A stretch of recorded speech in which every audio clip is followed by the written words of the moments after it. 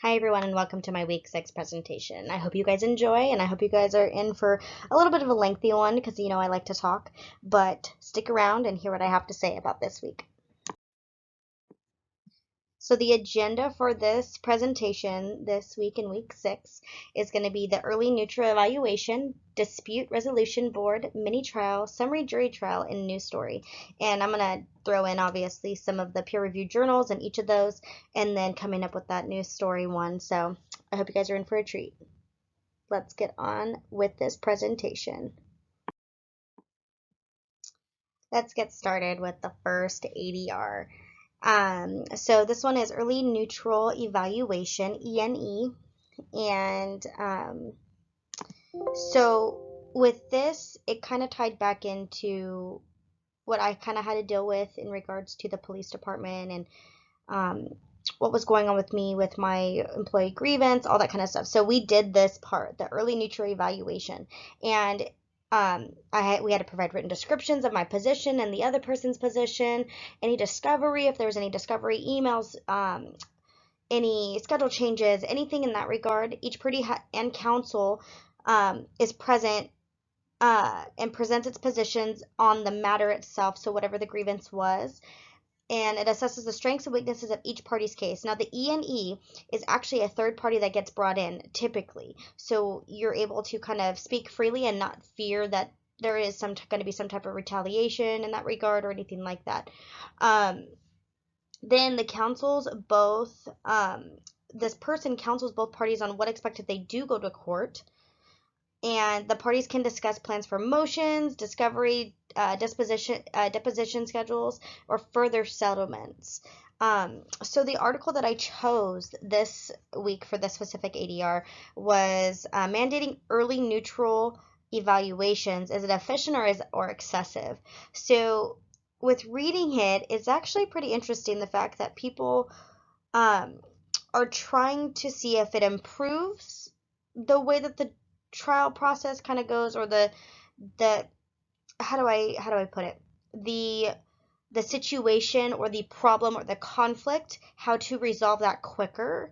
And in here it actually says that it was improving the efficiency in federal courts to where people weren't getting sent to federal court for a lot of things and they were handling it on the outside and not having to worry about that.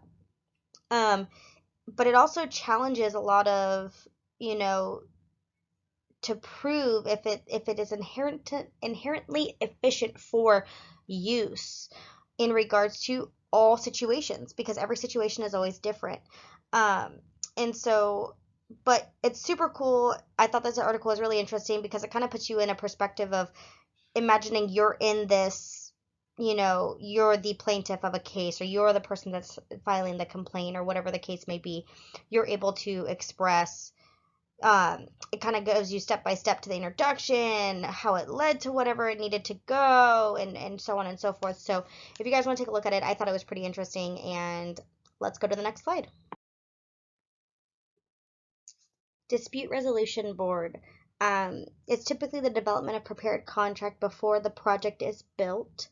Uh, it's a common set of data served as a baseline, gives a criteria of issues that are assessed, secure services from highly qualified experts, and experts weigh in on the decisions based on the provisions of the contract and merits of the arguments.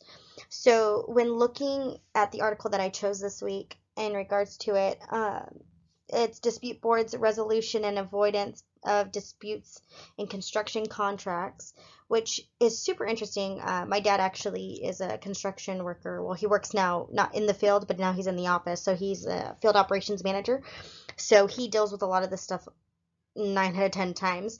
And so when I was reading this, it was talking about the fact that how the employer is paying for a specific service to be utilized, but the employer then has a contractor, that the contractor comes up with this dispute resolution board to where everything is being handled in a practical manner and to where there is no issues. Well, in an HEPP, which is a hydroelectric power plant project, in Asian country, there was a tunnel that was damaged, water leaked, and was pressurized to make sure it was ready for completion. Well, um, there was damage to the tunnel and was leaking water, which then caused a landslide, and it became this huge uproar to where the employer and the contractor had to sit down and really go over the construction and all the risks that the policy, all the risks that was going to take place in regards to the insurance policies, and all the parties had to be notified, contractor had to be notified, everything had to kind of come to this full circle of, did we do what was correct and proper from the beginning? And so then they tied back into the dispute resolution board to where they did that for the new um, the new tunnel that they had to rebuild. So it's super interesting. If you guys want to take a look at it, I thought it was super interesting to read. And let's go on to the next slide. So mini trial is usually an informational exchange and normally lasts 2 to 3 days. And it typically resolves disputes over issues such as liability, antitrust, contracts, uh, patent infringement, and employee grievances. The article that I chose was Out with the Old and In with the New. The mini trial is the new wave of resolving international disputes, which is pretty eye-opening that this is going international, not just within the United States alone. So yeah, so when looking at this article, um, it it's in regards to trading in between international trades and how they use these techniques to get through the litigation process in order to make it a quick settlement, so where it's not extending the period of time where something's not getting delivered, somebody's not allowed in a certain port, or dealing with any product that's going, missing in that, trial period. A lot of times people like to use the mini trial as a form of resolving disputes either way because it is such a timely, effectively, it's very effective in the timely aspect, to where you're not struggling to make sure deadlines are met or anything like that. They're actually being met and they're able to continuously give the product to the parties that are needed and vice versa. All right, so summary jury trial. So it's a non-binding trial that usually is completed within 1 day, that follows the discovery phase of the case preparation and occurs before actually going to a full trial. So typically what happens with this is that you get put in front of, a judge and a small jury in regards to the situation, and there is a finding that if this is going to go through to a settlement or anything like that, it's able just to push forward to that instead of wasting the time, wasting funds, wasting the courtroom's time to go into a full trial. Now, the article that I chose, the summary jury trial as a method of dispute resolution in federal courts, was really different because it explains that the federal district courts are very crowded, and some things just aren't getting to, if that makes sense. Like some of the things that are in federal court, the things that are being pushed to a judge or anything like that, the judge isn't getting to those because it's just so overcrowded. And so the shift is to hopefully do the summary jury trial to make sure that if there is any potential for litigation to settle with settlements or whatever the case may be, it's able to lessen the costs. It's going to increase the likelihood of the settlement, and it's going to reduce that overcrowdedness for the courtroom in general and for that judge or whoever in the federal district courts, obviously. But it's really interesting because typically a lot of people would rather go and do this and then settle than go to a full jury trial, because if they go to a full jury trial, who knows how long that's going to be, who knows what the jury is going to determine, who knows, what the findings or the answers or whatever may may come out of that be. So a lot of litigation ends up going through summary jury trial because it is a 1 day thing, and they're able just to settle on matters that they need to have settled in that moment.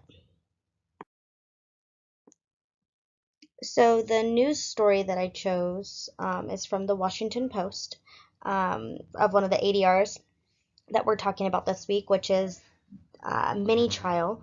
The name of the article or news story is Use of Mini Trial Seeks to Ease Burden of Corporate Litigation. It's by James F. Henry, and it was published in 1985. Um, and I know it's a little outdated, but I really enjoyed reading the specific news story from the Washington Post in regards to the fact that corporations usually have a bulk in regards to litigation burden, and 9 out of 10 times they're spending up near 10 to 20 billion a year on legal expenses just to begin with. So that's including trial, mistrial, whatever it may be.